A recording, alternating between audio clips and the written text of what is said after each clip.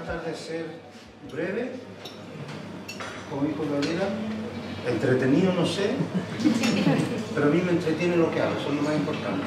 Me gusta contar, entonces, lo que hago. Fíjense, ciencia después de grandes desastres naturales. Y ahí salen varias láminas, la costa norte del país, la costa de Iquique, la costa de Arica y la costa del río Biobío. ¿Quién puede? Como decía Gabriela, yo en principio me dediqué a las playas de arena, ¿ya? Yo a través de esta charla quiero mostrarle también que la mayor parte de los científicos creen ser creativos, imaginativos, geniales, pero no necesariamente lo somos, sino que muchas veces tenemos suerte y simplemente nos preguntamos cómo la suerte nos ha ayudado a hacer los trabajos que estamos haciendo. Esta es una playa de Sudáfrica que tuve la suerte de trabajar durante dos estadías de investigación. La próxima, por favor. Y lo que uno ve en una playa fundamentalmente es esto, es un ambiente muy dinámico, ¿ya? La playa es azotada por el oleaje, los granos se mueven, es un ambiente físicamente inestable. Quizás por eso entonces mi interés en los ambientes cambiantes, en los ambientes inestables. La próxima.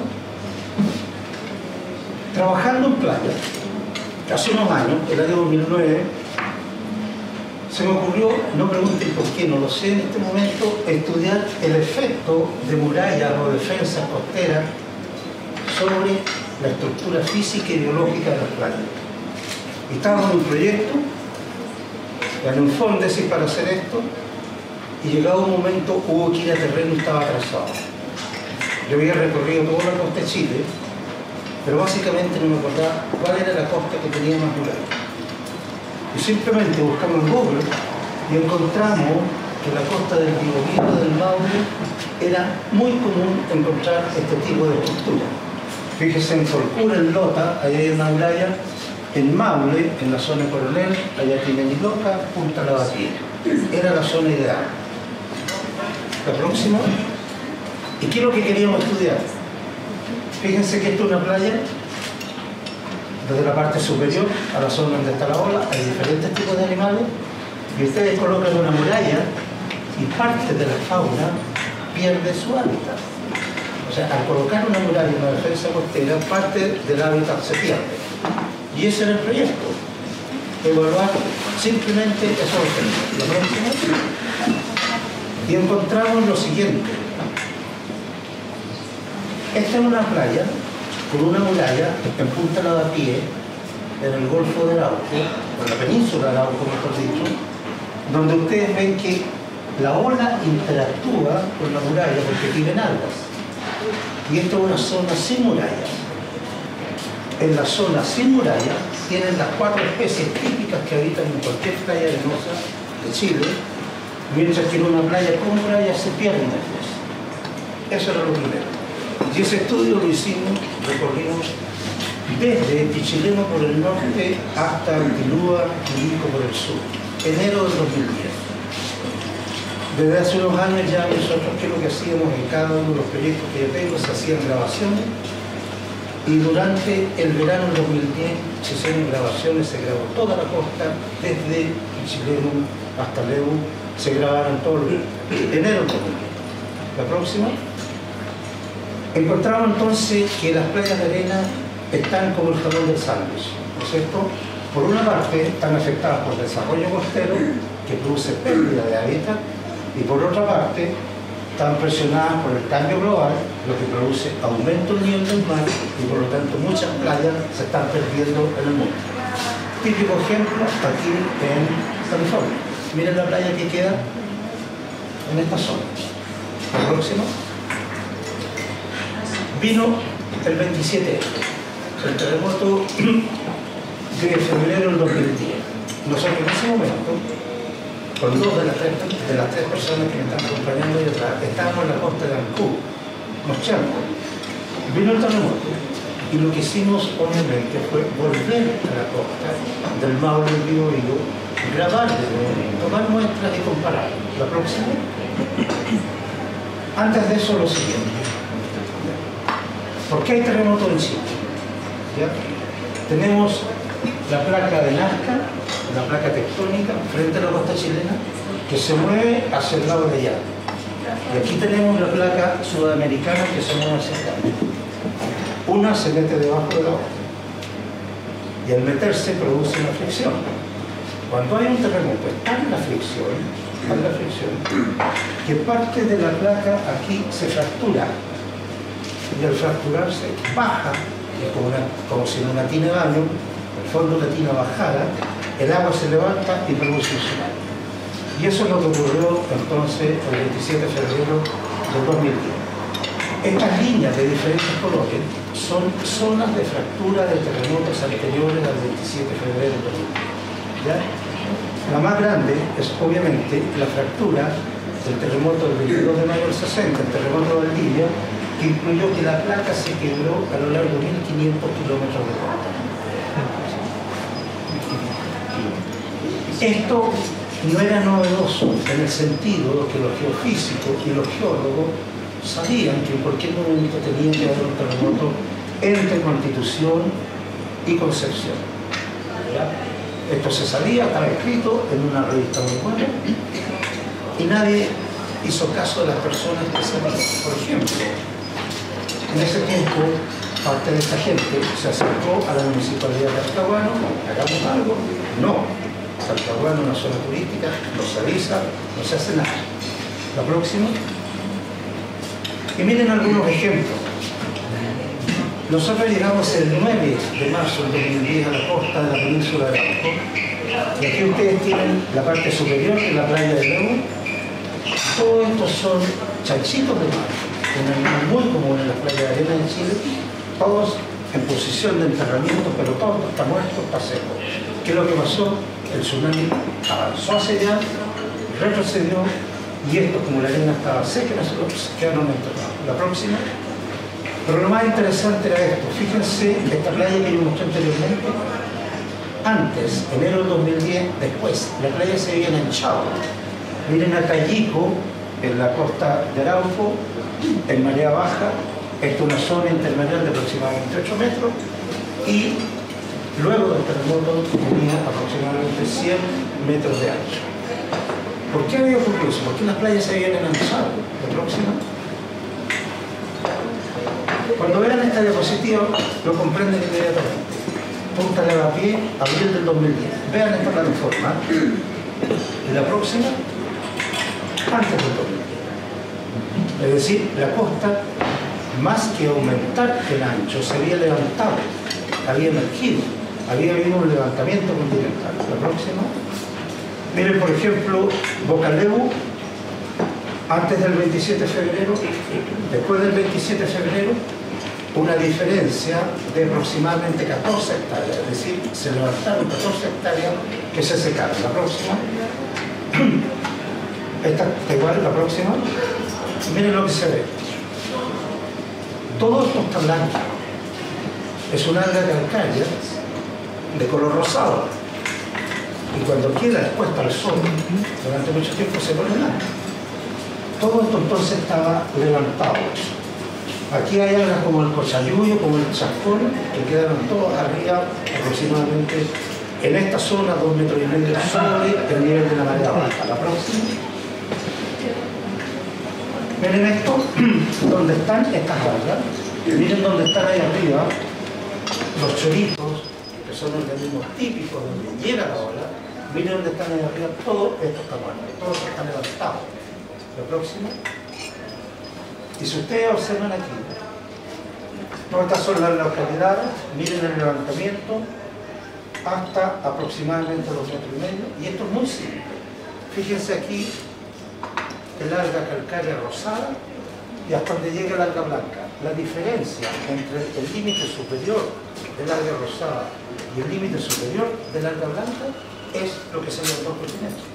Entonces ellos están midiendo, esto es la isla Mocha, en el Golfo de Arauco, aproximadamente 80 centímetros de diferencia, eso es lo que se levantó en la isla Mocha. Esto es muy simple de ver. Aquí uno puede obtener el dato inmediatamente y es difícil equivocarse. La próxima. Y ustedes tienen aquí la zona Fíjense, en la península de Arauco, hasta aproximadamente 200 centímetros la roca se levantó. Esta línea que está aquí es la fosa, es decir, es el límite entre la placa tectónica del Pacífico, placa peruana, placa de Nazca, y la placa sudamericana. Mientras más cerca esté la costa de ese límite, más se levanta. Mientras más lejos, baja. Y fíjense, acá, al norte del río Mataquito, la zona de Guadalupe y Loja, bajó aproximadamente 50 centímetros. ¿La próxima? ¿Qué es lo que sucede con la fauna? Fíjense que en Punta Lavapié, antes del terremoto, había solo una especie, la que vive acá abajo en la playa, el chanchito de mar, prácticamente desaparece después. Pero aparecen en la playa otras especies que antes no estaban. Y miren, empiezan a aparecer todos sanos. ¿Por qué? Fíjense, antes están esas rocas, después las rocas se levantan y hacen que el agua no llegue a la playa y la playa se empieza a secar. La próxima. A diferencia, por ejemplo, de esta playa, Yico, que antes solamente estaba el chanchito de mar, y vuelven inmediatamente prácticamente todas las especies. Es decir, la playa de arena tiene una resiliencia o una capacidad de volver al estado anterior a la gran perturbación muy larga. La próxima. Bien, esto es 1 o 2 meses después de un terremoto, lo que sucede por el levantamiento continental, y 12 meses después tenemos arriba plantas donde antes no había plantas. Es decir, esta gran perturbación ambiental, este gran desastre natural, ha producido efectos positivos en alguna especie de comunidad. La próxima. Yo lo decía, insisto, la diferencia es muy clara, es muy fácil de medirla, pero aún así se producen diferencias con otros colegas. La próxima. El caso típico de la isla Mocha.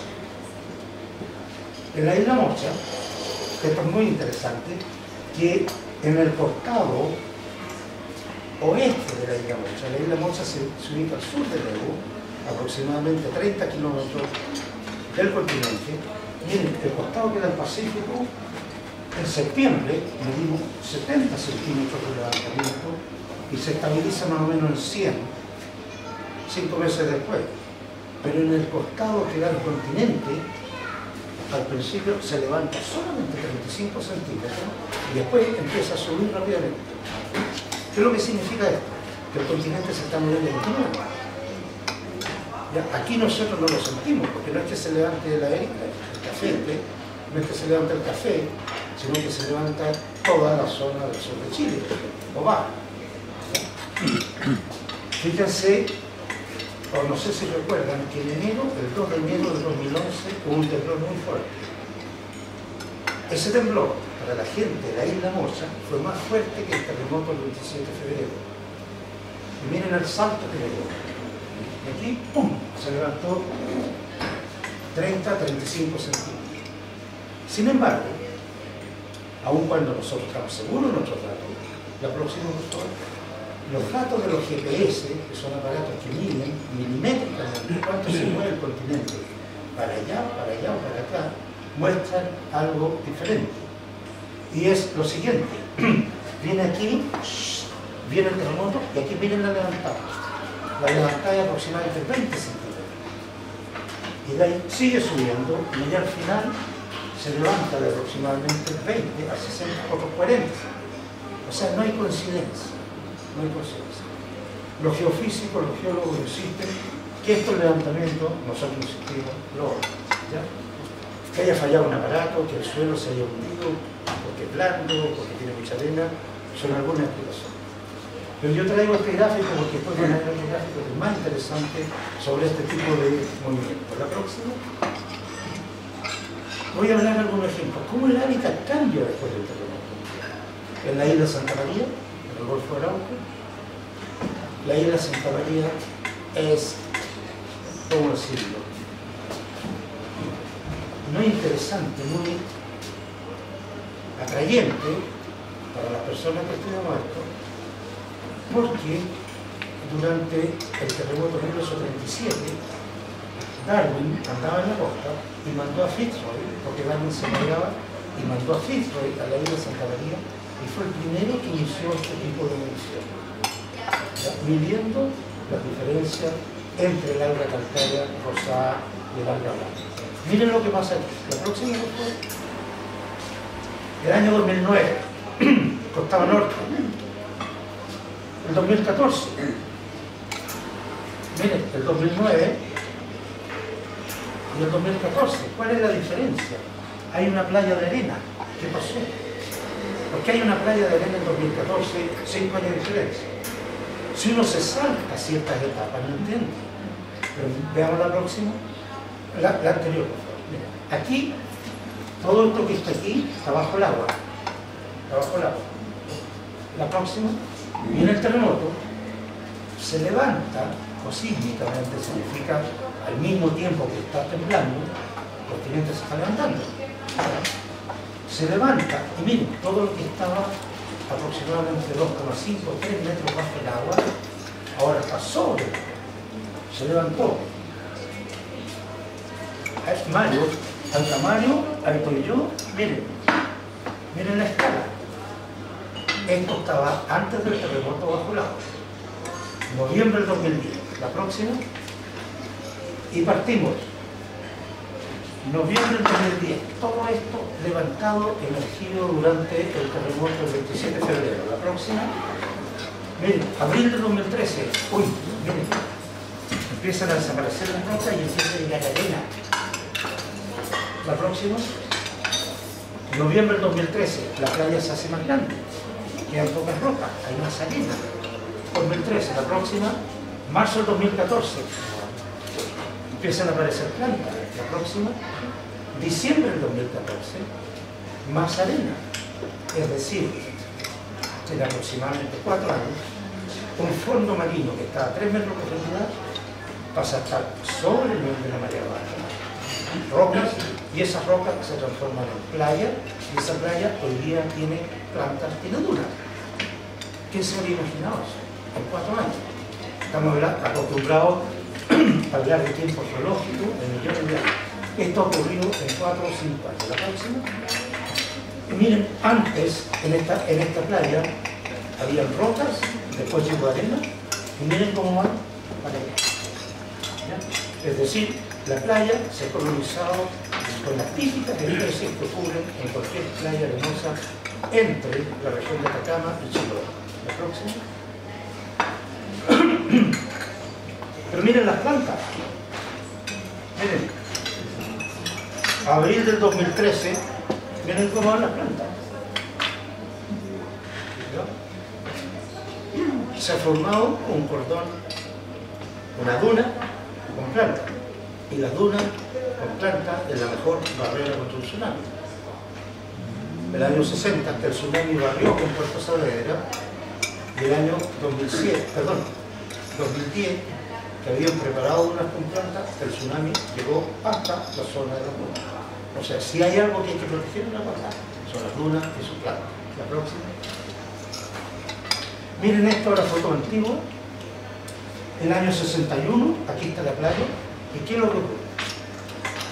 El continente está así, ¿no es cierto? Viene el terremoto y esta placa se levanta, queda acá arriba. Viene otro terremoto, no es que con 5 terremotos sucesivos mi brazo va a estar allá en el techo. No. Se levanta y después del levantamiento empieza a acomodarse, empieza a bajar hasta que venga el próximo y así.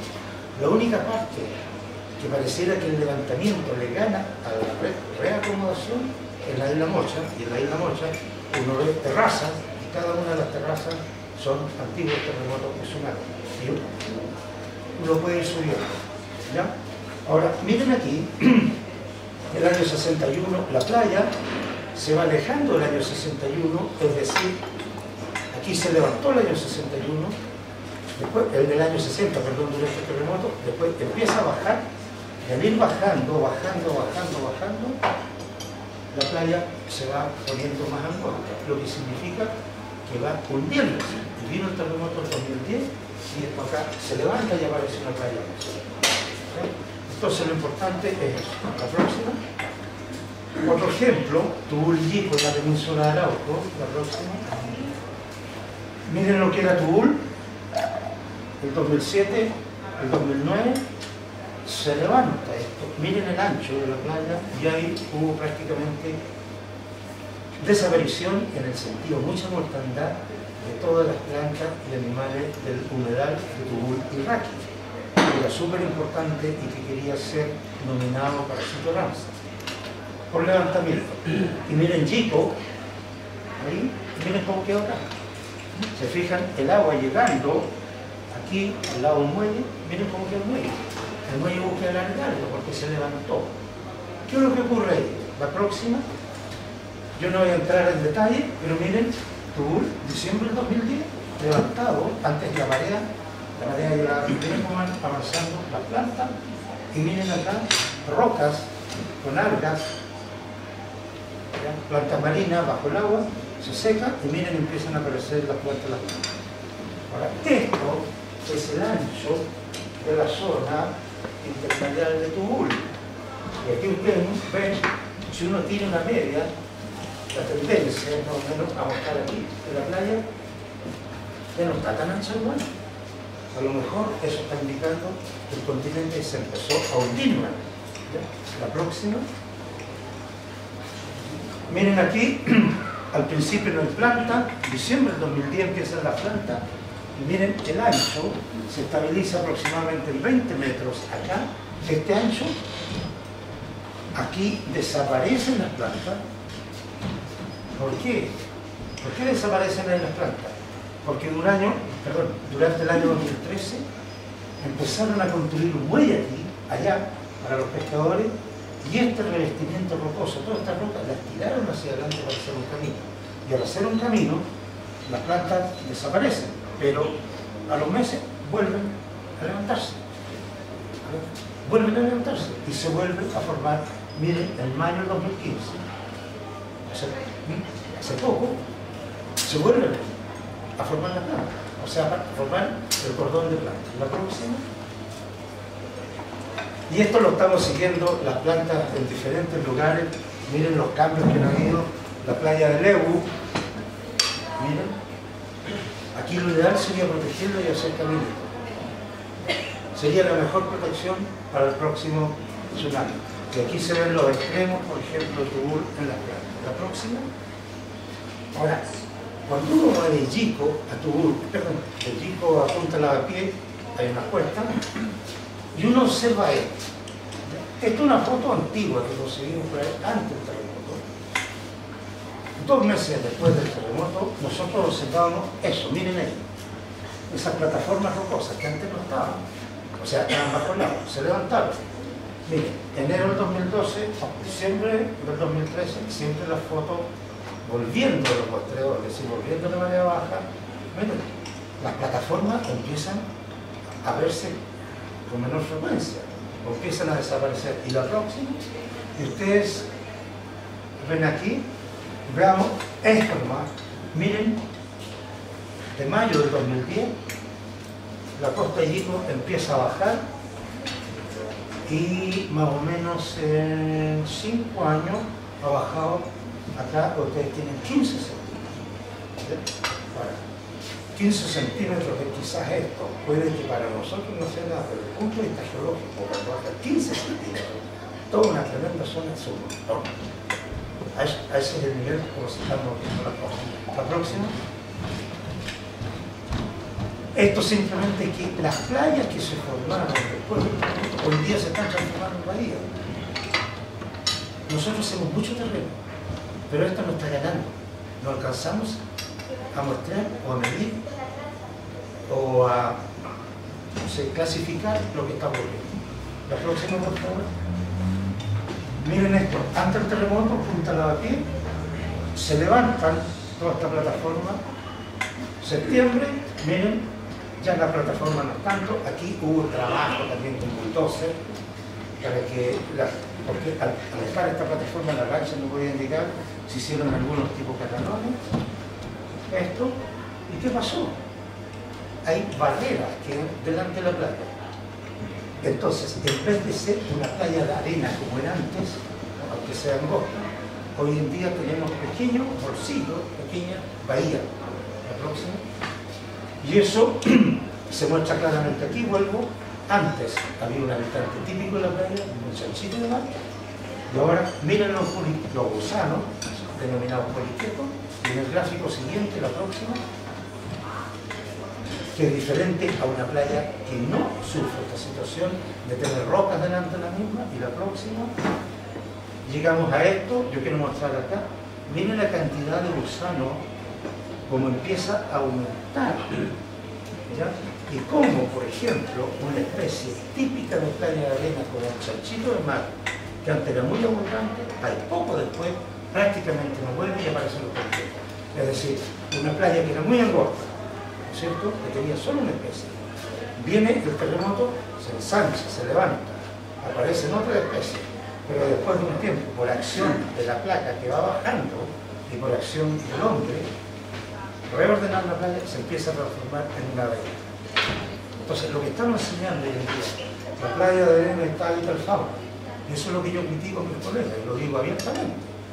Los que hablan desde el libro, hoy día desde la internet, sin ir a la arena.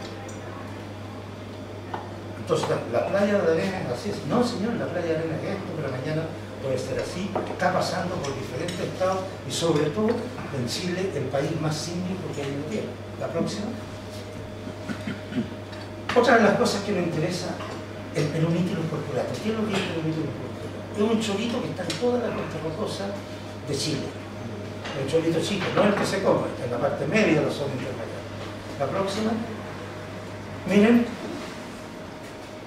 marzo del 2010, una semana después del terremoto, todo esto blanco, levantado,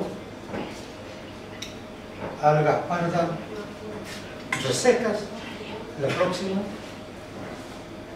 Recién en abril del 2012 empezamos a ver en las grietas algunos choritos. La próxima. Octubre del 2014 empieza a aumentar, ¿no es cierto?, la presencia. La próxima. Y llegamos a esto. Y esto llama la atención. Tenemos varios puntos en la costa de Lebu que los monitoreamos estacionalmente para ver la recolonización de Chile. Y esto llama la atención. Millón, que se levantó una tremenda plataforma. Una tremenda plataforma. ¿Ya? Miren aquí, octubre del 2003, hasta el agua. Abril del 2007. Y esa es la que me interesa mostrar. Miren, septiembre del 2009. 5 meses antes del terremoto. 5 meses antes del terremoto. Miren. Miren eso y miren cómo tira del suelo el terremoto.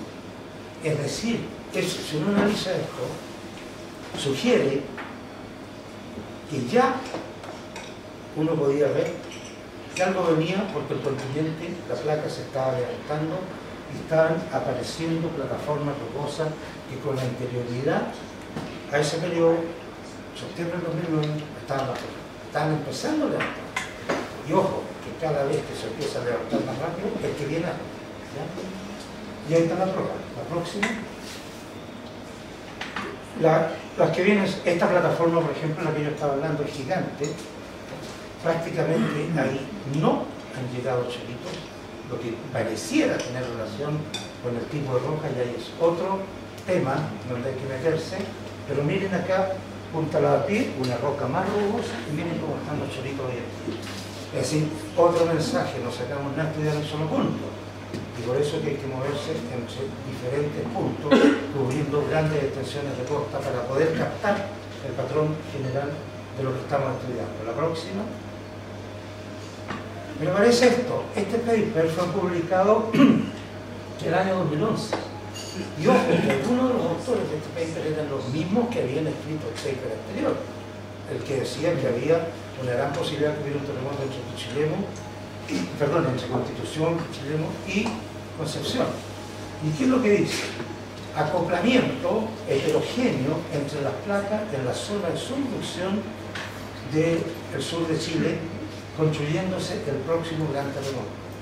Y en este paper concluye, más otro de los italianos, que habría, o estaban las condiciones para que en cualquier momento ocurre un terremoto como el de Concepción, ahora en nuestra costa, en el sur de Chile. ¿Ya? Esto ya es vox populi, el geólogo, los geofísicos, ya está. Ahora, la próxima. Si uno mira rápidamente la evidencia que hay de los terremotos del pasado y terremotos que hayan producido tsunami, es decir, que sean de 8,5, 8,6 grados hacia arriba, ve lo siguiente. Fíjense, cada vez que hay un terremoto, aquí está la península de Arauco, posteriormente viene un terremoto con tsunami desde la península de Arauco hacia el sur. 1570, después vino un gran terremoto, 1575.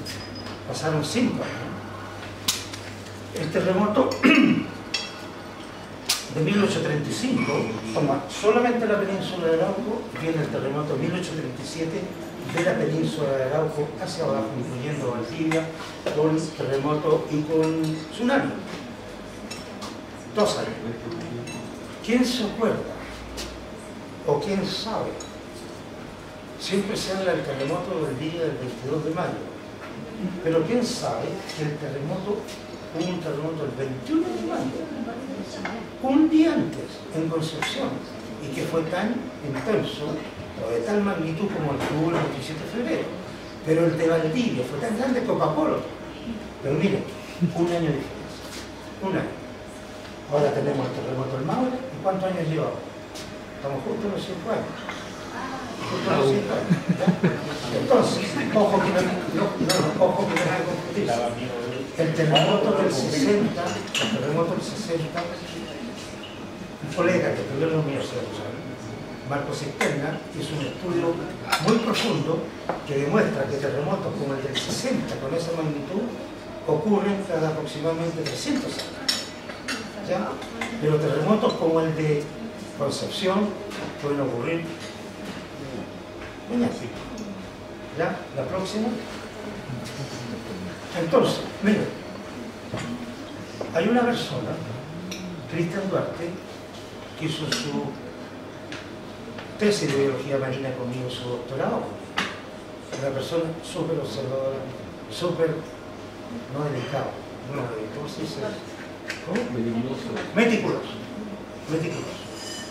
Y él estaba trabajando en enero del 2012 en el laboratorio de recursos costeros de la Universidad de Corfú. Cristian había trabajado con nosotros en terreno después del terremoto. Y me llama y me dice, oye, bajo el laboratorio hay una playa que antes no estaba. Y además se observa esto. ¿Qué es lo que es eso?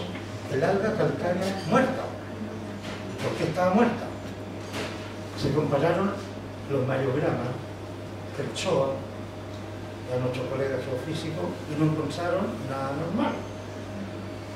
Entonces, lo que se pensó que esto se estaba levantando rápidamente y era el preludio entonces de un gran terremoto. Pero la próxima se observaron, o sea, se analizaron.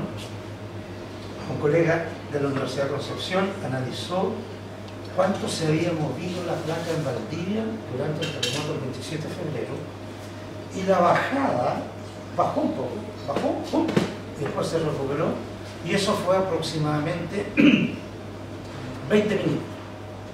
Bajó. La próxima, y lo que estaba ocurriendo y que había ocurrido en enero del 2012 aquí es que la placa, en aproximadamente 10 días bajó y subió. Y eso fueron más o menos, estos fueron más o menos 25 milímetros. Ustedes dicen, ¿qué es lo que son 25 milímetros? Pero eso fue una indicación para los geólogos y los geofísicos que quizás estábamos frente a un gran. Me ocurrió, la próxima, estábamos metidos en esto, y empezamos a leer y cortar, y uno dice, oye, ¿dónde hay laguna sísmica en Chile? Una laguna sísmica es cuando ha pasado mucho tiempo antes que no ocurra un terremoto. Aquí hubo un terremoto que ha pasado y debería haber otro. Y hay varias. Por ejemplo, la zona de Coquimbo hace 150 años que no tiene un terremoto. Y una zona que se mueve mucho. Pero había un trabajo, donde se revisaba la periodicidad de los terremotos históricos que habían ocurrido en el sur de Perú y en el norte de Chile. La próxima. Y se había llegado a lo siguiente. Analizando los terremotos del año 1543, 615, 768 y 877, daba un promedio de retorno de 111 años. Es decir, cada 111 años, promedio, ocurría un terremoto en el norte. Ya. Pero ese promedio tenía una amplia variabilidad, más o menos 33 años. Bueno, el año 2013, un pequeño cálculo muy simple. Si ustedes restan el año 2013 menos el último terremoto, habían pasado ya 136 años. Es decir, habían pasado 25 años más que el promedio de retorno. ¿No es cierto? Porque el promedio de retorno es 111. Al 2013 habían ocurrido 136 años, la diferencia nos da 25 años. Por lo tanto, la posibilidad de que hubiera un terremoto en el norte era muy grande. La próxima.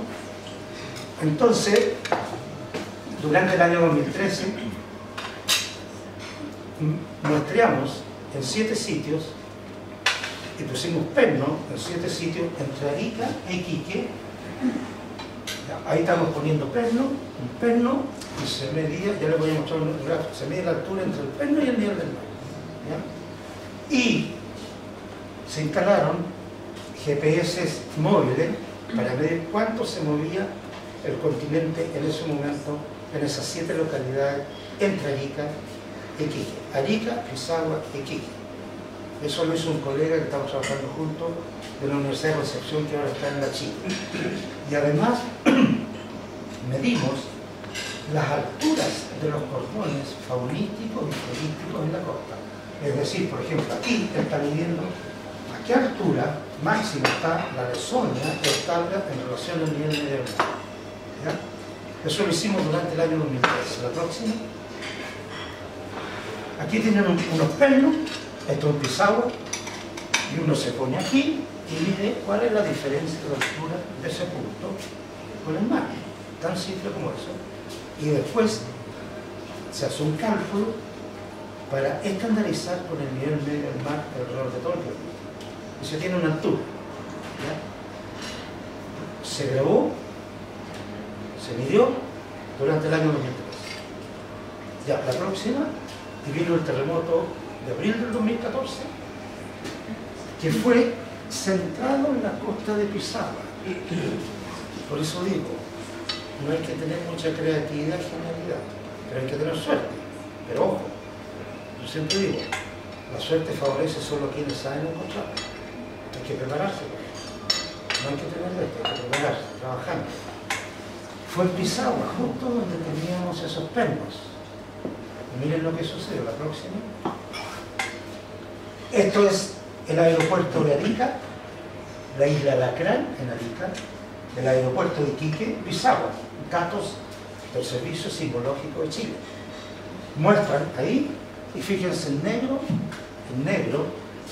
Pisagua baja aproximadamente, aquí miren ustedes, tienen aproximadamente 35 centímetros. Y estos son nuestros datos del GPS. Que son los GPS que están midiendo, no continuo, sino que estuvieron 4 o 5 horas en cada sitio. Muestran una bajada. Pero lo más interesante, la próxima, aquí miren esto, solamente esto. El promedio de este perno, el año 2013, antes del terremoto, estaba a 376 centímetros sobre el nivel medio del mar. Midiendo varias veces después, nosotros en abril, ¿ya? Estábamos ya midiendo en la costa de Arica, Pisagua y Iquique, encontramos que ese perno, que Pisagua bajó entre 44 y 43 centímetros. Con nuestra metodología tenemos una diferencia de 10 centímetros con los GPS, con los más sofisticados. El GPS cuesta 16 millones. Bueno, yo cuesto más, pero 16 millones, difícil tenerlo, pero sí, mirando, nosotros estamos en la meta. no lo tiene nadie. Y ese es un paper que estamos terminando ahora. La próxima. Y pasan, cuando uno está en terreno, observa cosas, se las rehizo. Miren lo que había acá. Mirá, me suena. Aquí un cordón de un alga calcárea, no sé, como turf, o sea, como, ¿cómo le llamamos la calcárea? ¿Cómo le llamamos? La otra calcárea está pegada a la roca, esta se levanta con una planta, digamos así. Mira, aquí está, como un corral, esto bajó. En aquellas partes que había erizo negro, desapareció totalmente, porque al bajar la costa, las algas, que son alimentos de esos erizos, quedaron expuestos a la depredación de los erizos. Y donde no hay erizo, se mantiene el estado. Cosa que no habríamos podido jamás estudiar, o no lo habríamos podido ver, si no hubiera estado inmediatamente después del terremoto en la costa de Pizarro. Hasta la próxima. Pero aparece otra cosa más interesante. Y el 2009, no, perdón. No, creo que, no me acuerdo del año, 2008, no, 2008, sí. Se publicó un paper que hablaba de la influencia de los grandes terremotos sobre las erupciones volcánicas. Y cada vez que había un terremoto sobre 8, se producía en los 500 kilómetros a la redonda una erupción volcánica. ¿Quién había dicho, quién había observado eso? Darwin. Para el terremoto de 1937, al mismo tiempo hubo erupción del Osorno, del Carburo, y más arriba el que está frente a Los Ángeles, Antú. ¿Qué es lo que ocurrió acá?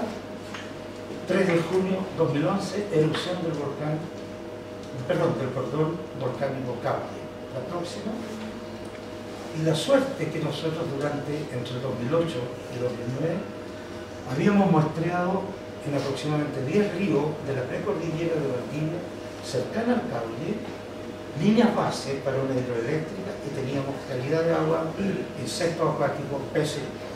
Por lo tanto, días después de la erupción, partimos el Caulle y logramos evaluar toda la recuperación de esos ríos afectados por las erupciones volcánicas. Aquí entonces el terremoto influye en la erupción, pero lo más interesante que se ha encontrado últimamente, hay un paper del año pasado que dice que las erupciones volcánicas pueden ser utilizadas como estimadores de cuándo va a venir un niño. Y miren, viene un niño, ¿cuántas erupciones volcánicas han habido este año? En la zona, en América Central, acá en Chile, una cantidad. Entonces tenemos, se mueve la placa, produce un terremoto, después la erupción volcánica, después el niño. Todo tiene su explicación. La próxima, quiero ir terminando entonces con 3 láminas, una esta. Las perturbaciones naturales de gran escala no son designios de alguien allá arriba o allá abajo. Son cosas que ocurren normalmente de lo normal, de lo natural. Sin embargo, se pueden apurar un poco. Se pueden apurar un poco. Por ejemplo, los grandes tifones, los grandes tornados, se encontraban que han incrementado exponencialmente después del inicio de la revolución industrial. Ya, los terremotos en Estados Unidos entre grado 4 y 6 han aumentado, porque ¿qué es lo que hace? Se hace cracking, se pone agua y gas, se inyecta agua y gas en la corteza para sacar petróleo, ubicar áreas de petróleo, y eso resulta en pequeños terremotos. ¿Ya? Entonces tenemos terremoto, tsunami, erupciones volcánicas, fuego, pero fuego producto natural, no un fuego como el que ocurrió en Torre del Paine hace un par de años y fue intencional. Sequía, inundaciones. De algún modo todo eso es una relación. La próxima, ¿y por qué es interesante? La erupción del volcán Santa Elena en el año 80, ¿ya? Esto era la situación de la vegetación antes esto después. Y lo que todos pensaban era que la recolonización de esta zona iba a venir de propágulo de esas especies de plantas, árboles que estuvieran más allá de la zona, afectada por la lava, por la ceniza. Pero una persona que partió inmediatamente a Montreal y encontró que en esta zona habían áreas refugiales y donde quedaban legados ecológicos de la erosión. Y la recolonización de esto ocurrió desde dentro con especies que eran típicas de ellos. Cuando ocurrieron los grandes fuegos Yellowstone Park, aproximadamente 25 años atrás, el departamento, ¿cómo se llama? Fish and Game, de parques, algo así, de Estados Unidos, que ubicaron cuáles eran los viveros que podían proveer mayor cantidad de plantas para reforestar. ¿Por qué tipo de plantas? La idea era reforestar por el turismo.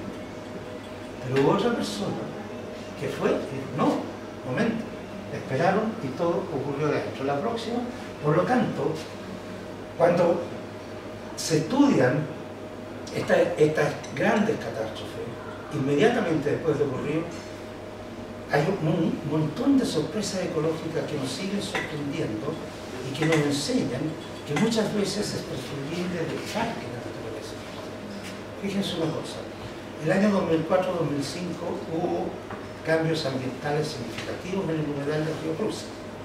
Desapareció una planta acuática, el luchecillo, eso afectó con un efecto en cascada a los cisnes de cuello negro, que se le acabó el alimento, y los remanentes de las plantas tenían metales pesados, especialmente hierro, y el hierro se fue al hígado de los cisnes no tenían alimento, y los que no podían volar porque estaban flacos, morían de hemacrotis o hemacromatosis o daño del tejido hepático por hierro, y se afectó la calidad del agua.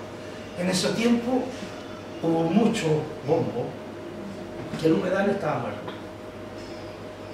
Nosotros, ojos, nosotros somos ecólogos, yo ecologista. Yo estudio el medio ambiente, pero no soy ambientalista, no me voy a encadenar a la verse de la plaza de Puerto Montt para que no lo verse.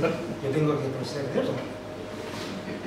Hubo algunas medidas que se quisieron tomar, por ejemplo, el laboratorio Recalcine nos pagó un estudio para ver cómo reaccionaban las plantas. Tu colega Alejandra Zúñiga hizo eso en el laboratorio ante ciertos productos, y la idea era poner esos productos en el humedal. No se hizo.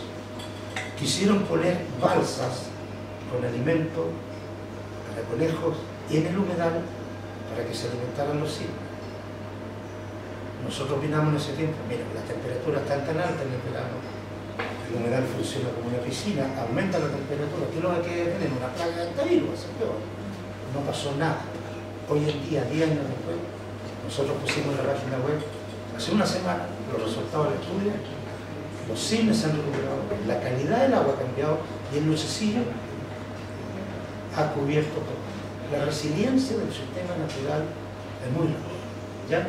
Y la próxima, la final, quiero terminar con esto, la capacidad de respuesta ante la ocurrencia de una perturbación de gran escala depende de muchas cosas. Esta es la capacidad de respuesta, no sé si lo puedo, ahí, nuestra. El terremoto del Maule, 11 días después estábamos en la costa, la erupción del Cauye, 3 días después, muy simple, ¿no es cierto?, de Valdivia, a la costa, perdón, a la costa, a la zona del volcán, corto. Nosotros salimos anoche de Valdivia, estamos acá, esta mañana, en ríos aledaños al Cauye, que seguimos marchando, mañana al Calbuco, y así. Miren, el terremoto de Pisagua, 13 días, aquí ya la cosa se complica, ¿no es cierto? Pisagua, que el pasaje, que la cosa, que el esto, ¿ya? La erupción del volcán Villarrica, 9 días estamos en la zona del volcán, la erupción del Calbuco, 5 días, lo que nos dan promedio de 8 días. ¿Ya? La pregunta es, ¿cuántos de nuestros colegas, cuando ocurre una erupción, dejan sus laboratorios y sus oficinas para ir a terreno? Si salieran más, podríamos saber mucho más. ¿Y para qué es importante saber? Quizás no vamos a poder detener un nuevo terremoto, pero sí vamos a aprender de la resiliencia del medio natural. Y quizás nos podemos educar en nuestra propia resiliencia, de tal modo que la sociedad civil no se vea tan afectada. Si yo digo que mañana hay un terremoto, algunos se asustan, pero hoy día no es para asustarse. Nosotros tuvimos a los 10 días aproximadamente en la costa del Biobío, a los 14 días en Concepción. Al año, nosotros hemos estado viendo continuamente, al año no se diferencia Concepción antes de después. La normativa que tiene Chile en contra de los terremotos, la normativa en relación a los edificios es buenísima. Por lo tanto, prácticamente los edificios no se caen. Lo que hay que tener cuidado es con los tsunamis. Con los tsunamis, no solo en la costa del país. Porque si aquí viene un terremoto 9 o 9,5, ¿ya? Lo que puede pasar es que en el lago Yanquihue, en Puerto Varas, hay un tsunami de 15 metros. ¿Pero cómo? El tsunami viene un momentito. Un terremoto tan grande, en este momento, con mucha lluvia, puede producir un deslizamiento, mucho volumen, ¡pah!, cae y eso levanta el agua. Lo que ocurrió en el tsunami de Aysén unos años. Por lo tanto, es importante y eso, de algún modo, nos ayuda. Yo quiero terminar aquí, no quiero suficiente. Es eso, creo que es muy importante, además, muy interesante esto de estudiar los grandes desastres naturales. Y como cada vez van creciendo, es una cosa que yo creo que es relevante para el país, para las políticas de planificación del territorio, que en general no se toman en cuenta. Fíjense una cosa, 3 años después del terremoto recorrimos toda la costa del Maule del Biobío, viendo cuál es la situación actual versus antes. Y ustedes ven, el monumento a los desaparecidos o ahogados en Peyúgue está aquí, y aquí tengo el poste donde tengo zona roja de peligro, y detrás está el nuevo retén. Detrás, el nuevo retén. Suma, y sigue. Lo otro que no se puede engañar a la gente. La reconstrucción, yo la conozco, del Biobío fue increíble. Fue increíble. Pero el mensaje fue totalmente erróneo, el mensaje político. Vamos a reconstruir Dichato. Van a haber unas murallas que nos protegerán del próximo tsunami. Mentira. Si viene un tsunami va a pasar sobre todo las murallas de Dichato. Se reconstruyó Dichato y Dichato está bonito que sea en la tarde.